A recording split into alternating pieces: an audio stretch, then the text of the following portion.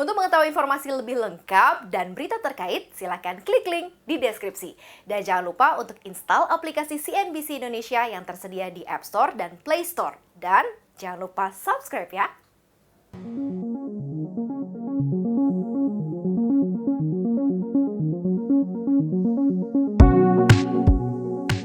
Pertengahan November 2020, sebuah kerjasama ekonomi regional terbesar abad ini terbentuk. Perjanjian Kemitraan Ekonomi Komprehensif Regional atau RCEP mengajak 10 negara ASEAN ditambah 5 mitra dagang dari Asia Timur dan Pasifik untuk meningkatkan hubungan dagang satu sama lain di salah satu kawasan paling menjanjikan.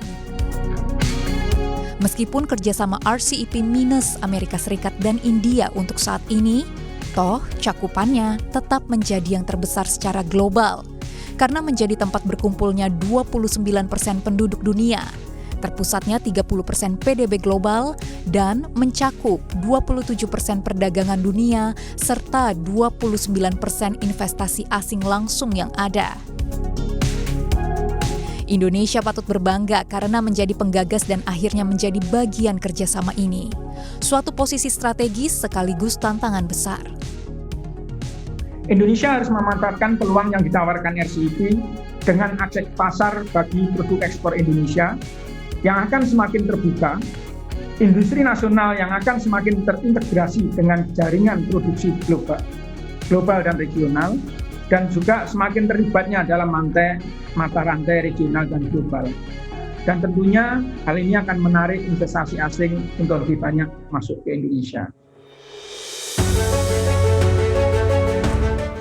Pertanyaannya, seberapa besar keuntungan yang bisa diraih Indonesia melalui kerjasama jumbo ini?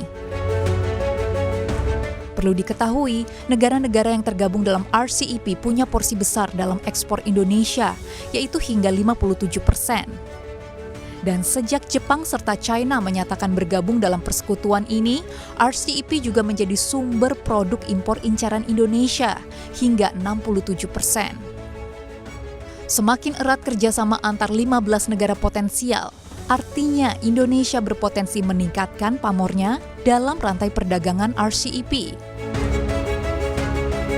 Apalagi, pasca COVID-19 banyak perusahaan multinasional yang berusaha mencari negara baru untuk meletakkan pabrik dan kantor mereka demi mengurangi ketergantungan dengan China. Disruption dari salah satu bagian dari supply chain itu bisa sangat mengganggu produksi dan ekspor. Ya. Tapi dia harus menimbang-nimbang nih resiko, jadi tidak tergantung kepada hanya satu sumber untuk inputnya. Jadi apa yang akan terjadi adalah diversifikasi. Karena itu Omnibus Law dan seterusnya sangat penting. Karena apakah kita bisa menarik investasi dan relokasi?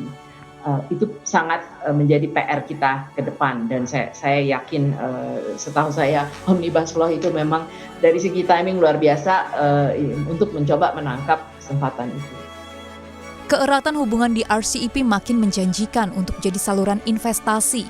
Mengingat 66% investasi asing yang masuk ke tanah air sejauh ini juga berasal dari negara anggota RCEP. Meski begitu, Indonesia belum bisa berpuas diri. Masa depan dalam kerjasama RCEP bisa jadi tidak secerah harapan yang diceritakan jika Indonesia tetap mempertahankan kinerja ekspor-impor yang kurang produktif. Indonesia belum memanfaatkan secara maksimal sebagai bagian dari global value chain. Kalau kita lihat, masih tertinggal dibandingkan oleh negara-negara ASEAN lainnya, mana kita ekspor kemudian kita beli kembali. Nah, kalau kita lihat juga persentase dari value added yang kita ekspor itu kurang lebih antara 12-12,5%. Kembali lagi kita juga tertinggal dibandingkan oleh negara-negara peers kita seperti Malaysia, Thailand, Singapura yang rata-rata antara 39-40%. Ataupun juga jika Indonesia memelihara aturan-aturan yang justru tak menguntungkan pamornya di RCEP. Bagaimana kita mendorong ekspor untuk jasa-jasa kita. Ya, dan sekarang ini sebenarnya masih banyak sekali kebijakan-kebijakan yang tidak terlalu mendukung lah mengenai ekspor jasa. Misalnya untuk mengekspor jasa itu masih dikenakan pajak pertambahan nilai, ya. Padahal kalau mengimpor jasa kita nggak kena pajak seperti itu, gitu ya. Nah ini hal-hal seperti ini yang kadang-kadang nggak konsisten satu sama lainnya.